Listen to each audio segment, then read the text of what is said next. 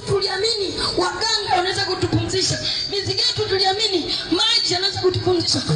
Lakini kumbe hatukujua ili ufunguliwe mpe Yesu maisha. Amen. Haya yatakupa uzima. Kumbe hatukujua ukimpa Yesu maisha, wewe ambaye uolewi hatakupa mume mwema. Wewe ambaye una kazi hatakupa kazi. Hebu mpe Yesu maisha.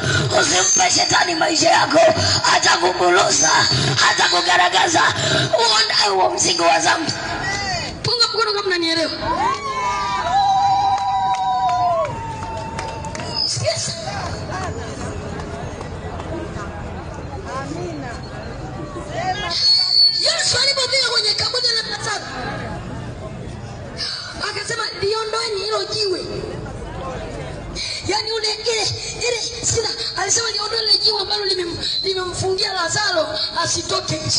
Yaani hivi uondoe sina Biblia inasema njooni kwangu ninyi nyote msumbukao na wenye kulemewa na mizigo. Kuna watu wana mizigo mizito. Kuna watu wana mizigo isiyo ya kawaida. Kuna watu hata kulala hawana.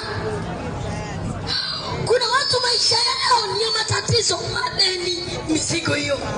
Watoto hawaolewi, mizigo hiyo. Yaani kila tufanya kifanikiwi, mizigo hiyo. Sasa Yesu anasema njooni kwangu ninyi nyote msumbukao na wenye kulemewa na mizigo. Na Biblia inasema heri wenye moyo safi kwa maana watamwona Mungu. Yaani sikia, moyo wako usipokuwa na mzigo, Mungu sikia, Mungu utamuona. Mzigo ni upi?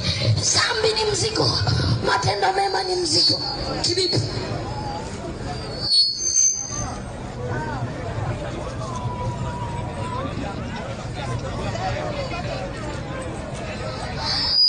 Njooni kwangu ninyi nyote msumbukao na wenye kulemewa na mizigo.